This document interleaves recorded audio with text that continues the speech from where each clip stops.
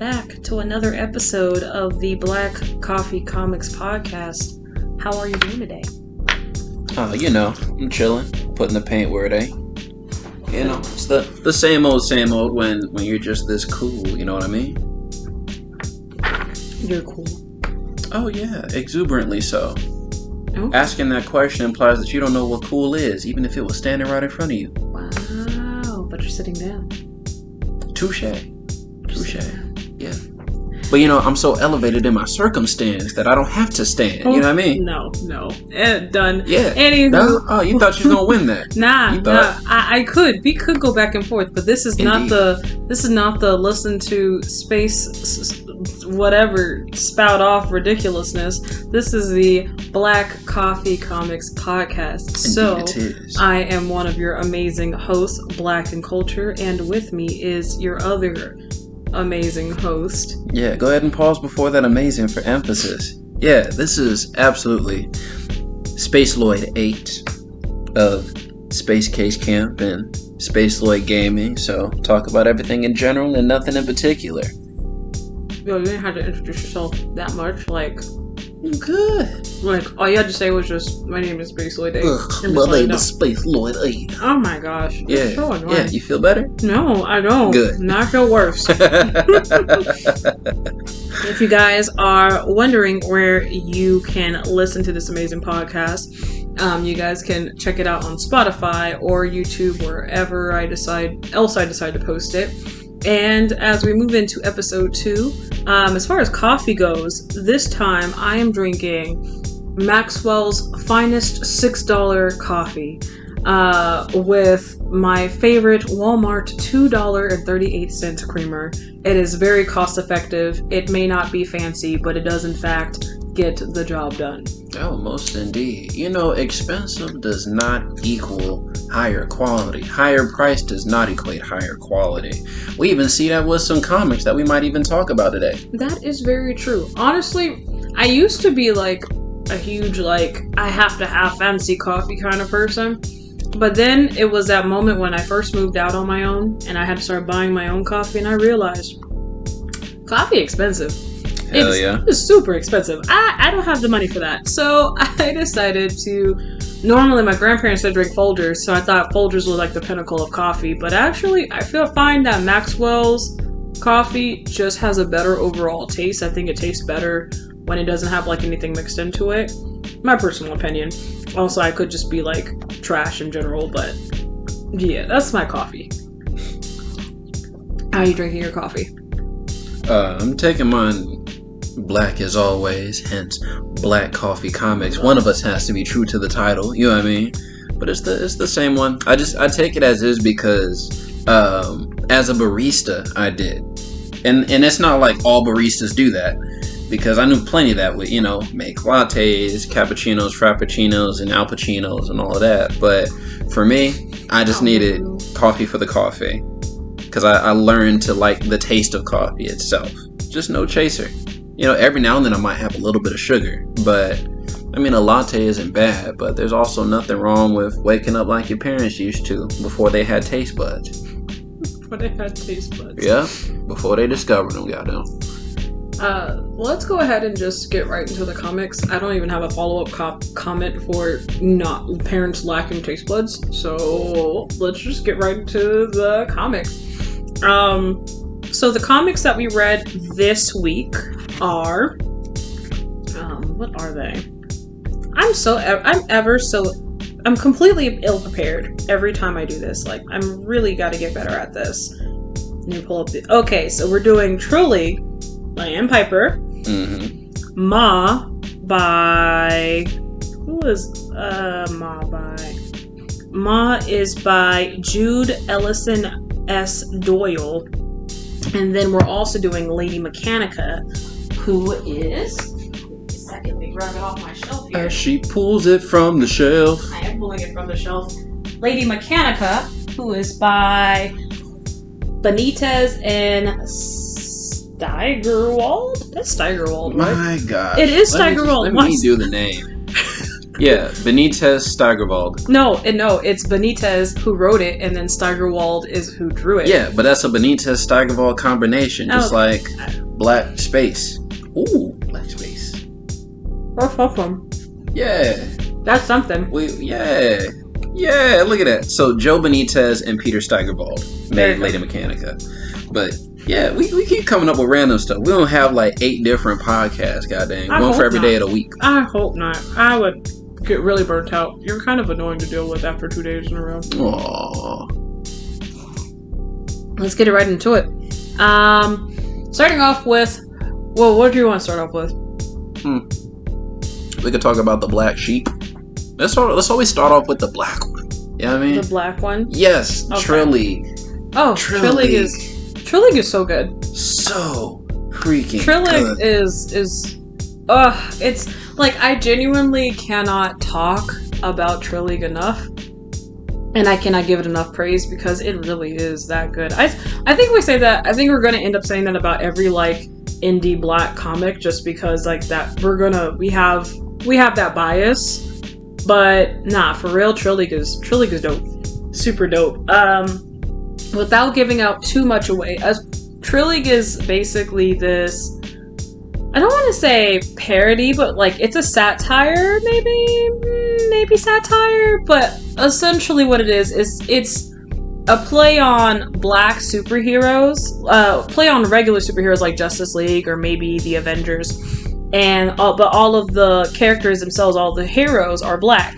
So you've got characters like Wandisha, who's like supposed to be Wonder Woman, Swole Mane, who's Superman, and you have I think is like Kid Sparrow, and he's supposed to be Robin. Mm-hmm. Like, I'm not gonna give that away too, because again, I really do want you to like read it on your own. But it's got a whole bunch of these really cool characters, and basically it's them playing out a storyline in which they basically took over the streets. They're reclaiming the streets. They're a hero organization. But unlike other hero organizations where basically it's just like, this is our duty, this is our job, like everybody else has 9-to-5s. So basically, as these people who have those 9-to-5s, they're like, yo, listen, I've still got work. I don't really want to be doing all this extra work protecting the city, and I don't get anything in return. And it's the storyline of them talking about protecting the city and things like that. Of course, there's other stuff, but like I said, I really am trying not to spoil it, and I feel like giving too much of the story would ruin the fun of it.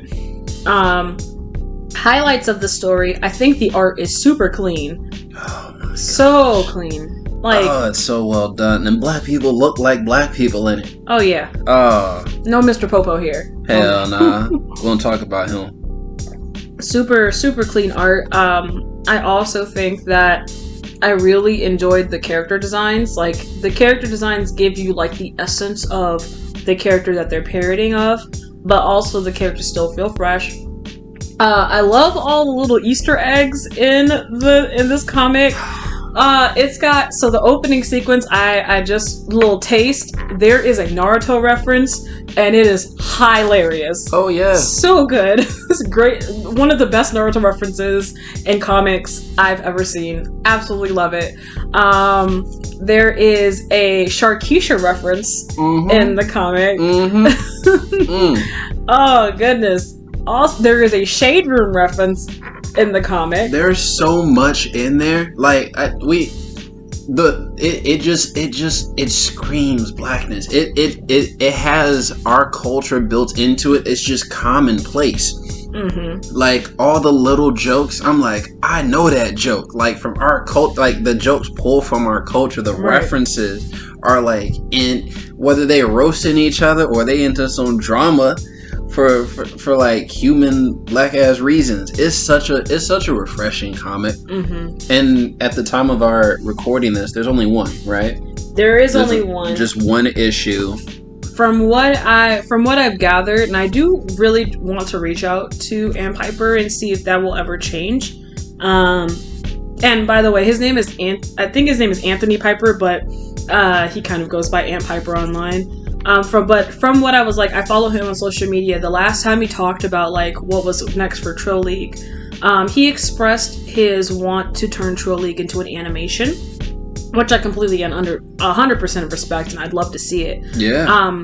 But as in exchange for turning it into animation, he expressed that he didn't feel that he was going to put out another issue.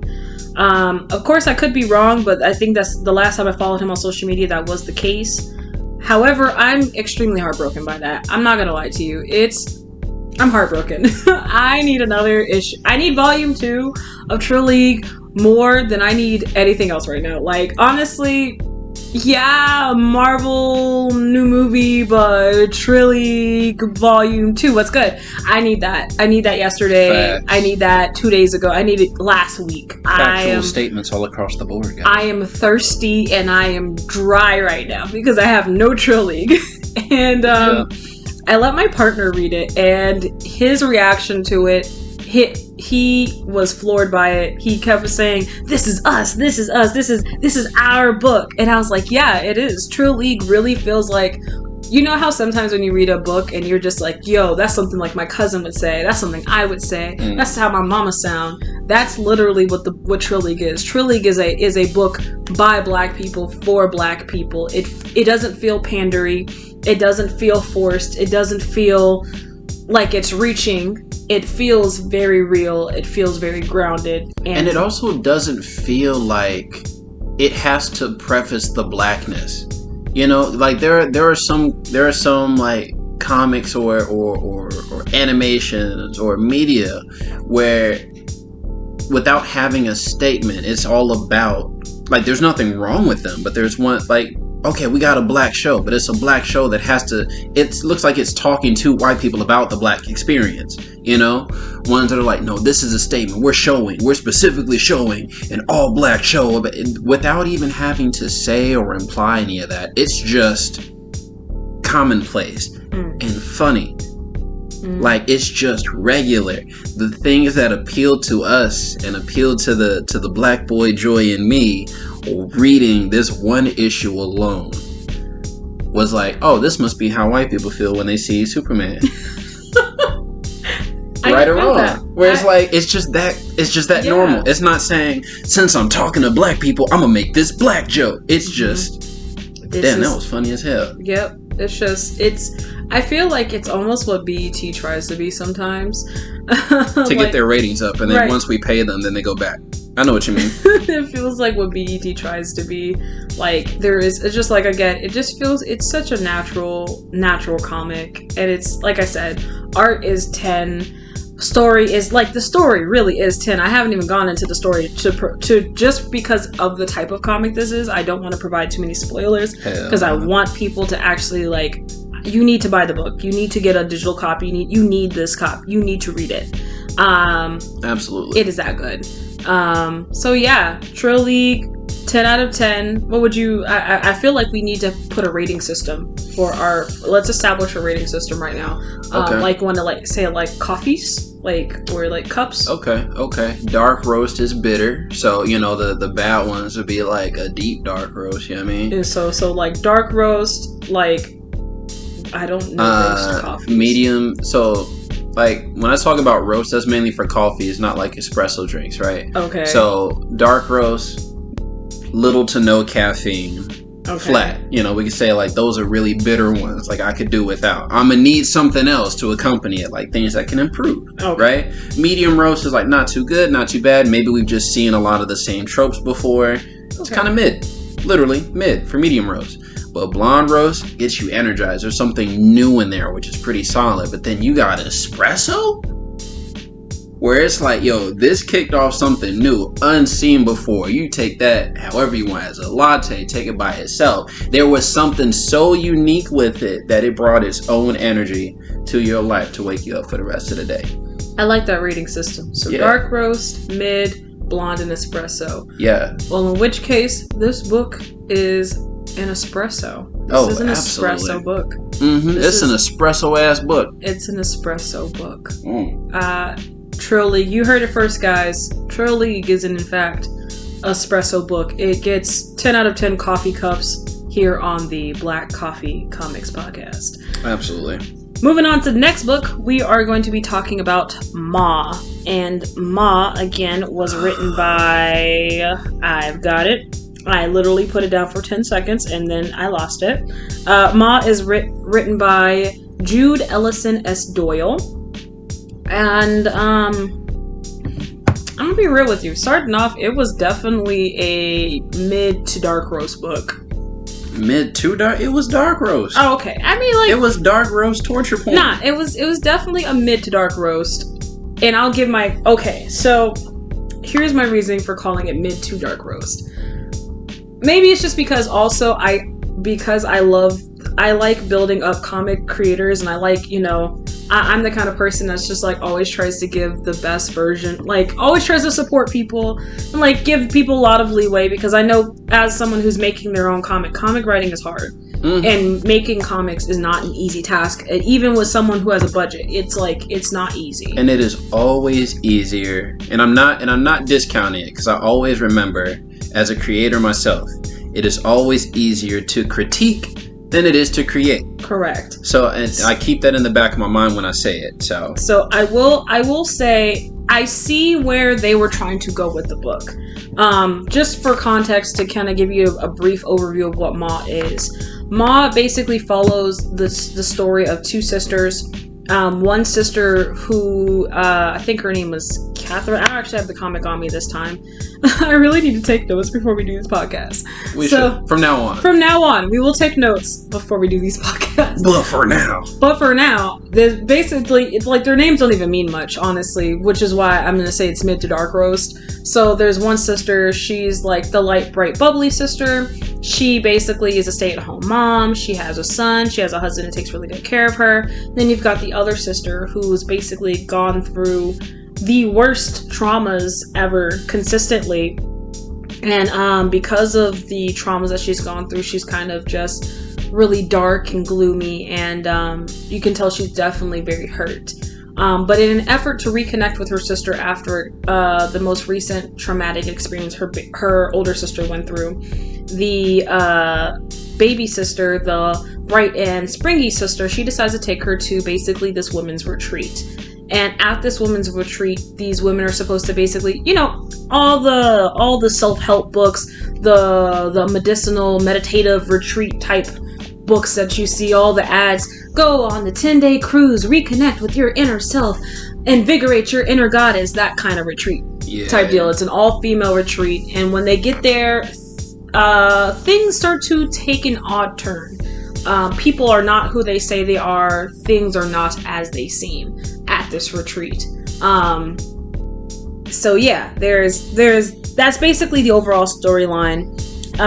But the reason why this book ends up falling as a dark roast, mid to dark roast book, is because of the treatment of the characters. Before I get to the big character, I'll start with all the other characters. This book, I'll start with all its positives. The book has pretty decent art. I really enjoyed the art style. I think for me, that's the only thing that really is saving it from the dark roast category, because the art is, I think it's something to write home about. Whoever the artist is, they did a wonderful job of lights and darks. It has a beautiful color palette. Love the pastels. It's a gorgeous palette. Yeah. It really is. Such a gorgeous, but like, if you take away the plot and the story and all that, and you just looked at the images, the picture, the art in the book is really well done. So, you know, that in itself deserves praise. But it's when you get down to the plot where you're just like, ooh, dang. It's so like, I won't. The reason why I'm being so harsh on it is because I see I have to be as honest and level. If we're going to have a grading system, we can't give out participation score, you know? Right. And like, for example, Trilly, the animation showed blackness, the plot showed blackness, and it kept enough. Everything was so cohesive that the entire big picture, the whole presentation was uniform. I think one of my biggest gripes with Ma, because I love the illustration, it was fluid. It had the kind of illustration that you would normally see in some indie horror comics. Definitely. Where like if blood splattered, it would come out in almost like a bubbling, flowing way. So it had like the illustration structure of something like that. Ma is horror, is it not? Like I can't tell what it is. Well, it's also I'm going to be transparent with you. I think I dropped it after issue 3. Because of the main reason why this gets dark roast, if I can be brutally honest, is because the book, as you mentioned earlier, it just feels like torture porn. It is. And let me get into character analysis as to why. So the bright bubbly sister, the younger sister, her whole motivation in the story, the reason why they're even at this retreat, is because in her own personal life, she feels that she isn't living to her potential. She feels like she isn't worth as much, like she isn't valued. You know, basically she works for... Yeah, of course. It's a Pop-Tart. Oh, Pop-Tarts. Yes. Tarts to pop, goddamn. Part to the... My bad. You were in a really good sentence. We'll just edit that part out, but damn. We are not editing this out. You made that shit look good. He was like, And then as a matter of fact, I was like, yeah, plot points. Oh, must be nice. Trying to get like you, mama. Trying to get some poop. Pop-Tarts. But, you know, she feels undervalued, under-respected, or really useless is the best term, because... You know, her husband takes care of her. You know, she's a college dropout. She doesn't have to. If she wanted to go to college, she could. But if she doesn't, she doesn't. Like, she has no motivation. And nothing bad has ever happened to her. Meanwhile, the sister, she's gone through multiple different instances of different extremely violent situations against her. She's had, unfortunately, you know, she was sexually assaulted multiple times. She was drugged. She was roofied. She was extremely abused at the hands of many different men. And the sister is the sister, because of her feeling of the uselessness, like, and also kind of her privilege over her sister, you know, basically there's a missing connection there. And I get what the story's trying to do. You know, they definitely showed the fact that the main reason why the younger sister wanted to reconnect with the older sister was because she wanted to use her to basically live vicariously through her pain. Weird concept, but I understood it. I respected that. I respected the viewpoint. However, it's the continual abuse that the older sister has to go through that I just couldn't vibe with. Like, before first issue, when you first meet her as a character, you find out that she's brutally raped and that everybody who was involved in that situation gets let off. And then you see her cry, and then you see that she becomes an alcoholic, and you see her get raped again. That again, before the story even gets into it. Issue 2, it happens again. Issue 3, it happens again. Like, or like it's the start of it happening again. Like, she's always being abused, and there's seemingly no payoff. Like, I can't even finish the story. I don't even want to go and continue to see where the story leads to, because of every time, in order for her to get to this great climax where she becomes a great character, she has to continuously get abused. I don't want to watch that. I don't feel like I shouldn't have to sit through abuse after abuse after abuse in order for me to understand that the character is an abused character, but that something greater is happening for her. You know what I'm saying? You know, I think because that was the fever pitch for me. That I was actually talking to one of the people that worked at Coliseum of Comics when I was talking about Mom. And I was like, you know, when I start a series, I have to finish it. I want to see where the payoff is. And at the time, issue 3 had just gotten out. And I'm like, I gotta see it through, you know? And he asked me about it, because I was like, oh, do you have Maw? Like, I don't want it, but I have to. And he was like, yeah, what, you didn't like it? I was like, let me ask you. When is all of her trauma gonna pay off? And he's like, man, I honestly don't know. I was like, yeah, we're 3 issues in. She's already gotten sexually assaulted twice, and one in the past, and then it actually happens in the issue. Third time almost happens. When is it going to become? And now she's got superpowers, or at least she starts fighting back. She comes off as this hardened individual, rightfully so. Like, it started off fair, where it's like, this happened in the past, and she also is there to kind of help herself, and she doesn't know it. But her little sister pretends to be this ditzy person. She's a suburban house mom, and she's trying to be there to find a reason to be interesting. But all the character development for her is being or quote unquote character development, is just being heaved onto her sister. I think the one that's been traumatized is the younger sister. I can even tell. That was the older sister. That might be. But this one that feels so sheltered and gets jealous of the one that's having the shit beat out of her. It feels like Lifetime. Like some of those Lifetime movies. Definitely feels like a Lifetime television movie. For women. As the woman gets an uppercut to the chin. Like that. There are so many other ways to develop a woman character. To pigeonhole them into they're not strong until they've been stripped of all sense of hope and humanity. It's just... You don't have to invade a woman to develop a woman. And this idea that we're 3 issues in and it's just nonstop sheltering one. And why, after that happened and she told her sister about what happened, well, they found her, did she get to stay at the retreat? They literally put her up in a cabin and by herself and brought her groceries and carried on with the rest of the retreat. Well, I'll try to be censored because I don't know where we're gonna post. But how when the French toast roasted duck? French toast, I would just. Do they not report that to somebody? Remember, she went to a local nearby bar where she got roofied. Did she even go to the police? Did anyone? I don't think anyone called. Not the local police. She told the head of whatever $5,000 retreat weekend, and nobody gave repercussions. They just said, "Stay in the cabin." But this is for women empowerment. And then she was just like, I know what it's like to be like you. I've been there before. That's how I built my empire. And see. Crazy. So the dude at Coliseum, I think his name was Jake. And he was like, I don't know. I now that you say it, I don't know when the payoff is. And I'm not going to wait until 6 issues in. Oh, now she fights back. At what cost?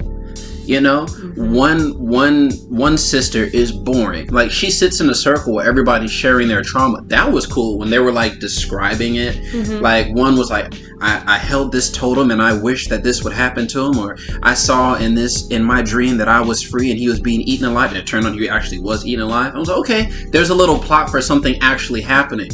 But where is that payoff for this one that keeps getting stripped of her humanity? And then her sister was there, and they're like, explain your trauma. Like, well, what happened to my sister? No, your trauma.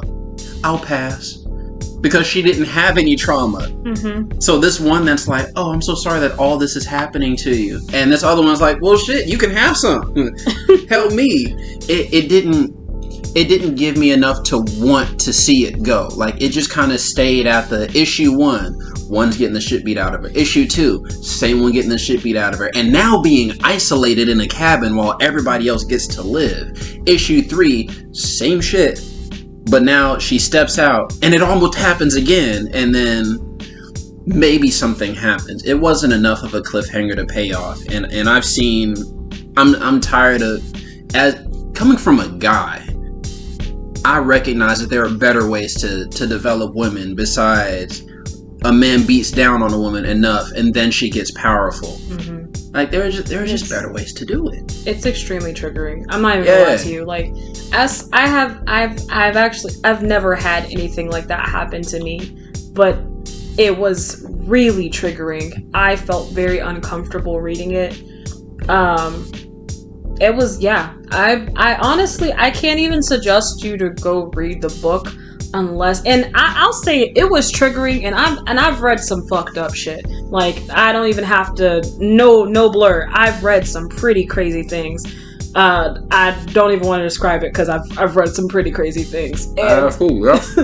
I'm just being real. Like, you know, I've gone on the internet, I've gone on the interwebs, I've read the snuff comics, I've read the crazy things, and that stuff has made me uncomfortable, but at least I knew what I was getting into. I looked for it, I hunted for it, I searched for it, you know? But, hold on, my cookies are done. Cookies! Yeah, if we're going to talk about coffee and comics, you got to pair it with some. Yeah, what kind of cookies are we administering to the registry right now? Goddamn. Chocolate chip cookies. Chocolate chip cookies. Chocolate chip cookies. Those are not edible, dog. Those are chocolate chip cookies. Yeah, damn. Love it. But it's just, at least when I was going on the internet looking for that kind of stuff, I knew what I was getting into. Yeah. For Ma, it's almost like a catfish, you know? It tricks, it pulls you in with this beautiful art, it gives you this beautiful sense of like, and mind you, the opening pages, the first pages when you open the book, it's really captivating. Mm-hmm. You get to you get the fast forward glimpse of where she's about to head. Like she's giving her backstory. Things are blah blah blah blah. This is not what I'm expected. If I had known I was gonna have to risk this much X, Y, and Z, and I'm just like, oh snap, it's about to pop off. Goddamn. But you have to go through so much pain to get there. It just like issue 3, I was like, I'm done. It's a torture tease. I would call it a torture tease. Torture tease is better. Because it's like if you know, here's what may be on the other side, but there's no payoff between the start and the destination, and the journey just drags you through things that'll automatically stir a lot of people away. No brief respite. There was no maybe the suburban girl just talked, you know, her sister had just talked about, I don't have any trauma, and then it almost happens to her. Mm-hmm.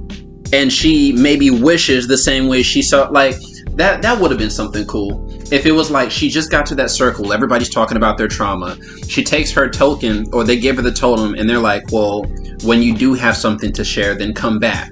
And then she tries to go to the same bar and confront the guy. Or I think it would have been an interesting plot point to see how desperate she would have gotten. That she puts herself willingly into these really crazy situations. Put herself in the bar and hope that she can. And then still nothing happens. Yeah, and still nothing. See, that would have been. That would have. It's just like when I could build out a story that's better than the story being written, I call it you're right. It's just a dark roast. It's just a dark roast. It's just a dark roast comic. However, if you are someone who just at least wants to read it for yourself, I always encourage read comics for yourself. You know, get the story. Maybe that you have a different opinion, or maybe we're just completely wrong. You know, we're just two minds reading comics. So maybe that's the beauty of having an opinion. That is because the beauty. You also develop your perspective based on the difference between yours and someone else's. Mm-hmm. You know, so I mean, we're not always going to agree on a comic,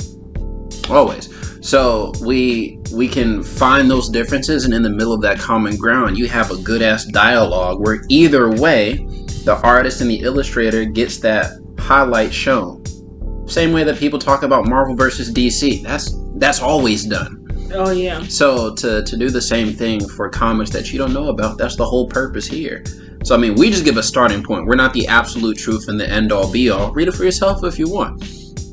So even if we call it dark roast, it might be espresso on your chart. It might be exactly what you're looking for. You know. So by all means.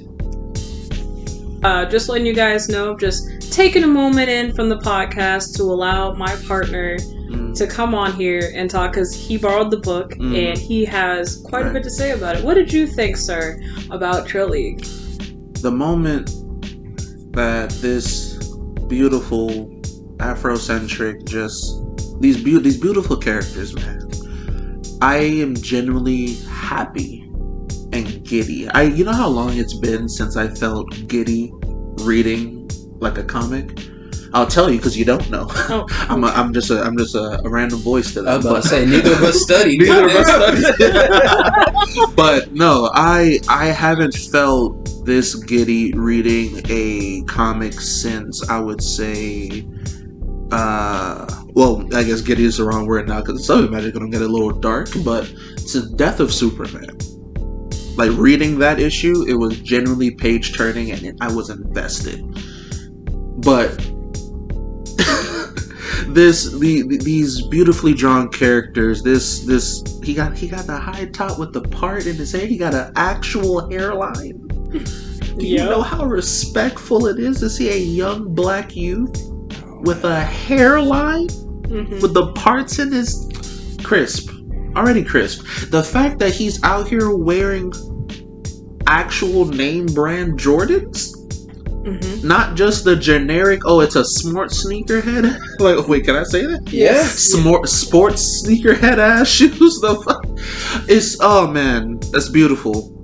But what really made me say that I don't care what's coming out in 2022, I need a part 2, You see what I did there?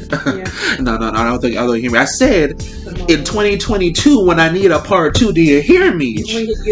But do you hear me though? You taking them to the tabernacle? I gotta take him there, brother. I gotta take him there. Tabernacle. I'll say it one more time. 'Cause I don't think they heard me in the back. In 2022 when I need a part 2. Goddamn. No, but for real, like when not only did they touch on anime love, and just comic books, just superheroes in general love, you hit me with the wrestling. You hit me with the RKO out of nowhere, genuinely out of nowhere. That you had me. You had me at through the table. Yep. Just make a table. Anything. Fam had a ring that could make anything. Just make a table. That's all I need. That's all I need. I don't need nothing else. Just make a table. I'll do the rest. RKO out of nowhere, and not even just the RKO out of nowhere. Just the. You better count too. that was the most, and I do mean the most beautiful thing I've seen in comic books. Period. To this day, it's beautiful. I need a part 2 in 2022. Please, like I'm not gonna be demanding, but I feel like I should be a little demanding. But please, I'm just gonna say please. I need it. I need a part 2. I need an issue 2. It's very engaging. It's very beautiful. It is. It is. It's like every other page you're gonna be dying laughing. Just dying laughing. Absolutely. Obnoxiously out loud laughing. Yes, out loud. You heard it here first, folks, from the partner head ass news. Okay, we're doing it. Partner head ass news. You heard it here, folks. Yeah, hopefully I'll be back with more news. But till then, that's all the news I got for today. You guys have a blessed one. Tabernacle. And finally, that leads us to our last comic, which is Lady Mechanica by Joe Benitez and Peter Stein. I've said it about 4 goddamn times. Steigerwald. There we go. Peter Steigerwald. Yeah. You know, people might actually tag him in this one and like send him this just because you keep messing up his name. It's not that I try on purpose. It's just like, because part of me is just like, I want to say Peter Stein because I see STEI and I'm just like, ooh, N. But then I'm like, ooh, there's a whole Erwald part. So it's just like Stein. A whole Erwald? Yeah, it's Arwald. Oh, priceless. Why are you mean to me? I don't think that there is any reason for you to hurt my feelings the way that you do. I apologize. I apologize. I didn't say I'm sorry. I'm not sorry. Wow. Okay. That's how you know it's legitimate. Antiku. Lady Mechanica. It's really good. I liked it. Lady Mechanica follows, just to get a little bit into like a general overview. Lady Mechanica follows the title woman, Lady Mechanica, who is I want to say she's a cyborg, right? Yeah, by definition, she's steampunk cyborg. And she a bad steampunk cyborg. She built different and good all at the same time. She built beautiful built more cyborg. Beautiful than them Blaque bit bookies on a beautiful Tuesday. Okay, that's enough. That's the last time. What do you mean? That's the last time. No more. No more. You've been cancelled. I'm canceling you. You can't cancel me. Yes, I am canceling you. You've been canceled. Control-Alt-Delete. Let me clear that task before it goes through and clear that process, goddamn. And just like that, now you're done. I'm done. I'm done with this podcast. I'm done. You done? You done with being done with me? I'm done. You gotta be done with being done with me in order to proceed, goddamn.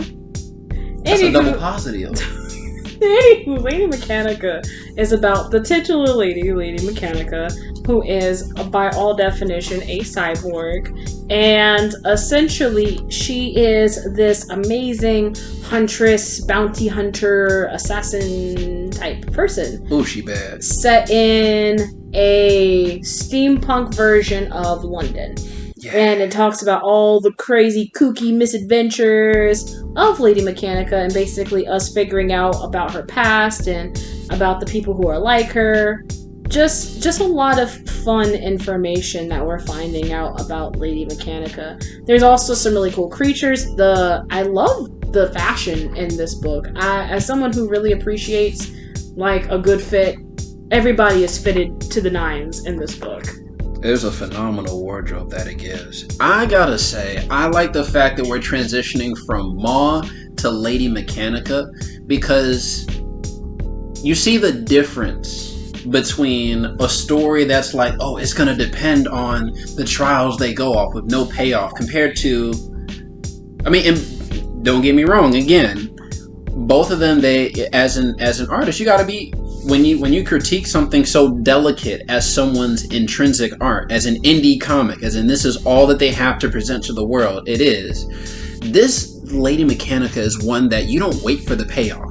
And some stuff does happen to her. That's why she becomes a cyborg. But it doesn't keep dragging you back to, it doesn't do this infinite loop of something bad happens to her, and now present day, here she is, but something did bad happen to her, and then, but now we're going to try to go forward. She's about to aim her gun the same way someone actually probably did it. It doesn't keep reminding you that it has to build off her trauma. She is just dope and a force by herself that the people in this futuristic, beautifully drawn steampunk London respect and revere. No, it's not futuristic. It's definitely like old-timey. Yeah, but it's like old-timey with like, but they're like mechanical birds, like a steampunk. Oh, you haven't gotten to volume 2 yet. Don't be mean. No, I'm on volume 1, chapter 3 of Lady Mechanica, and I think that you're on volume 2. Yep, finishing up volume 2, but I got 3, 4, 5, and 6, so I don't have to keep going back.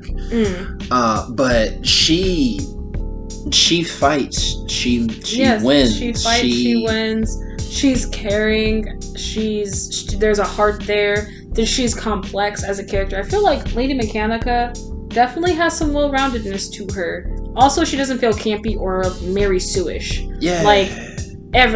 Oh, she's just bad because she's bad. Like, you know, as much as I love Ichigo Kurosaki from Bleach, you know, he's a Soul Reaper, he's a Quincy, he's a Hollow, he's X, Y, and Z. Lady Mechanica is not that. I feel like Lady Mechanica is she has weaknesses, also she has a lot of strengths, which I really appreciate. I think this book is probably one of my favorite, like, femme heroine books that I've read so far, within recent years.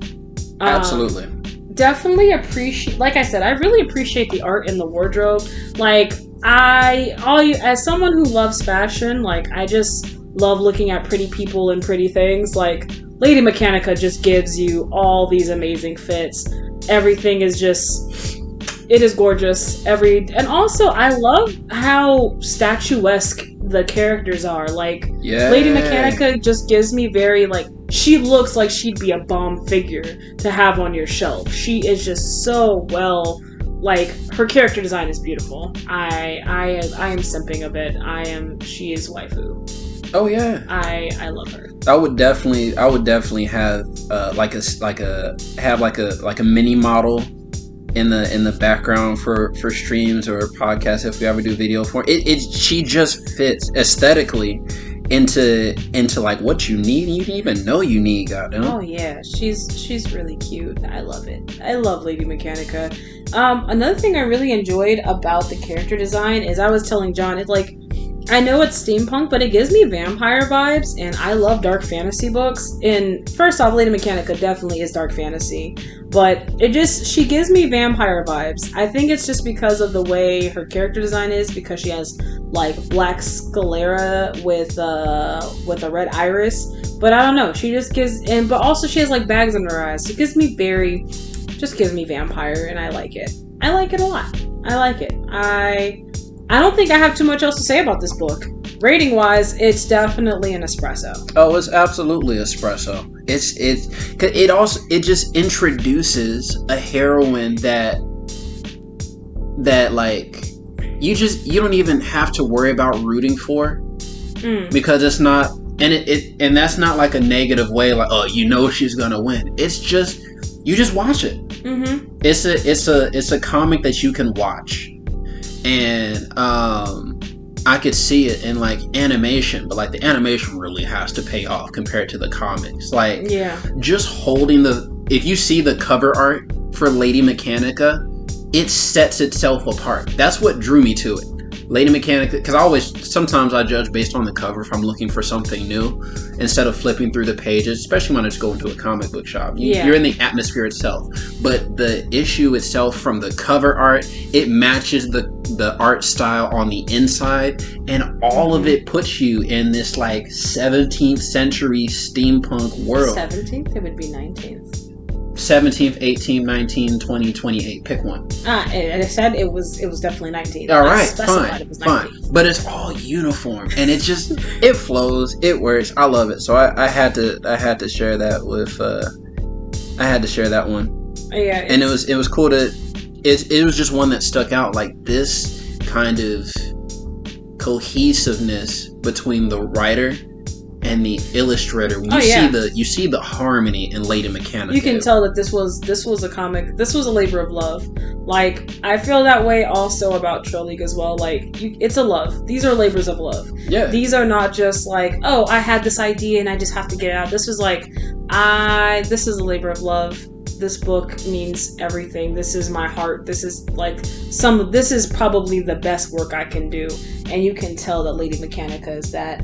I love everything about this book, down to the text bubbles, from the flow of the pages, to these, if you get like the full volumes, not the issues of Lady Mechanica, you actually get these really pretty, I'm not sure if Lady Mechanica actually comes in issues or if it's just a graphic novel. No, it does. They do have the issues. But sometimes they have like different episodes. So it'd be Lady Mechanica and the Glyph of Secrets or whatever. Oh, okay. Because there are some issues that I have that have a whole different episode. Like they're looking for something different or fighting someone different. So they definitely have issues that come out. But I like having the volumes, so you can have the volumes are beautiful. Yeah. And that's what I was saying. Like the volumes, they have these moments in the volumes where basically the chapter art, and the chapter art is so gorgeous. It's like these really beautiful stills of Lady Mechanica in different outfits and different environments. Like I said, I'm a big fashion person. I love, like, especially old fashion, and her steampunk is second to none. I really enjoyed it. I love also, I think that this also has one of my favorite color palettes as far as a book goes. It's a darker color palette overall, just because of like where it's set, like it's grungy, it's steampunk, but I think that it does a really good job of using like really unique colors. And yeah, I'm in love with this book. It's probably one of the few that I've come across in recent years that I'm like, yeah, this is good. Definitely encourage anybody to read it if you are looking for like a steampunk fantasy. Even if you're not looking for a steampunk fantasy, I think it's just a good read. Something definitely that's worth having on your shelf as well. And as far as where you can get each of the books, for Trill League, you can get Trill League online from TrillLeague.com. Like they Ant Piper has his own website for it. However, all of the physical copies of Trill League are completely sold out. God dang. This is sad. That's gonna be worth some good stuff someday. I'm telling you. It's gonna be. But like all of the there are digital copies still available. The digital copy is not only his actual book, but he also has like almost like album, like just the art of the comic that's almost gives you like album cover aesthetics. So that's available as well. Also, and the digital copy is pretty affordable. It's $10. And I just think you should support Ant Piper. He deserves it. Trill League is absolutely worth your time. As far as Ma, you can definitely get it from your local comic book shop. It is an Image Comics. You can also get off there. Like I said, I think that you should read at your own discretion. If you're someone who's easily triggered by dark themes or something like that has happened to you, definitely give yourself some time to read through it. Or if it's way too triggering, you have too many things that might cause for you, I would not suggest you read Ma. It is a very triggering book, I feel.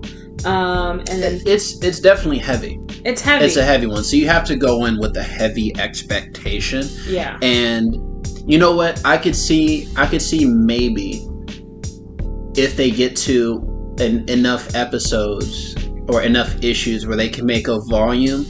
Maybe it's one where you have to have it in a volume format so you can at least get a taste of the payoff. I think it's one of those types of comic book series where you have to have it in a volume format in order to really give it a chance. I think from what we have, the summary, because we both stopped at issue 3. That was all that was available. Oh yeah, so maybe if there's like a volume 1 where it's like, here is all it is, and here's the actual first run. Because some, like, Trill had the one and done issue, but it got everything you needed. Lady Mechanica is still going on in different episodes, because I think they're more of an episode type, but it gives you what you need. I think Mauve's structure doesn't work for issue by issue, but if it comes out in a volume format, if it was a graphic novel, maybe it might work better. Maybe, but I just didn't have the right prep for it. Yeah, the cover art definitely does not prep you for everything that happens in the book at all. But I would just say read at your own discretion. Definitely an 18+ book. And finally, for Lady Mechanica, you can get out your local comic book shop as well. And Lady Mechanica, is this Boom Comics or is this just an indie? I believe it's I think it's Image. Is it Image? It's either Image or Boom. Trying to think I don't see anything. Nope, I think it's just published by him himself. Okay, so this is a self-published indie title. It's actually under Benitez Productions. So if you want a copy, you can go to joebenitez.com and grab a copy there, or just go to your local comic book shop, because it is definitely critically acclaimed, and I think it is definitely worth every piece. Actually, it does say on the cover Joe Benitez's Lady Mechanica, so yes. And I think that's pretty much all the comics we have. Is there any like last minute additions you want to just like give a little blurb about, or like that's it? I'd say for now digest whichever of the 3 for now, and then we could pick up the convo later. We might get some good replies or conversations in on the social media, which by the way, if you agree, disagree with our picks, want to elaborate, let us know what you find. For me, my Instagram, Twitter, my Twitch, if I'm just chatting with y'all or gameplay and talking, it's all Space Lloyd 8. And that's why my name is that. It's simple. So Space LLOYD, the number 8. So Instagram, Twitter, YouTube is different, Space Lloyd Gaming, but even on TikTok, it's also Space Lloyd 8. So that's where you can find me. And if you're looking for any of my content, it is always going to be Blaque and Kulture. I think it's official. I don't know, but I have a website. It's blaqueandculture. What is my? Hold on, wait. You don't even know yourself. You don't know your name. Coffee. I'm done. It's blaqueandculture.card.co. Next time you getting decaf. Maybe. Listen, I when we do these podcasts, I just want people to chill and relax and listen to us chit chat. I'm not really here to be professional. I'm here to relax and vibe and talk about comics. So yeah, that's what we're doing. But yeah, off topic, Blaque and Kulture, you can find me on social media. Just type in Blaque and Kulture the way it's supposed to be spelled, or you can find me at my website, which is blaqueandculture.card.co. And yeah, support me that way. And this has been yet another episode of Black Coffee Comics. Thank you so much, guys, for listening again. We absolutely adore you guys, and we'll see you next time. Bye. Till next time.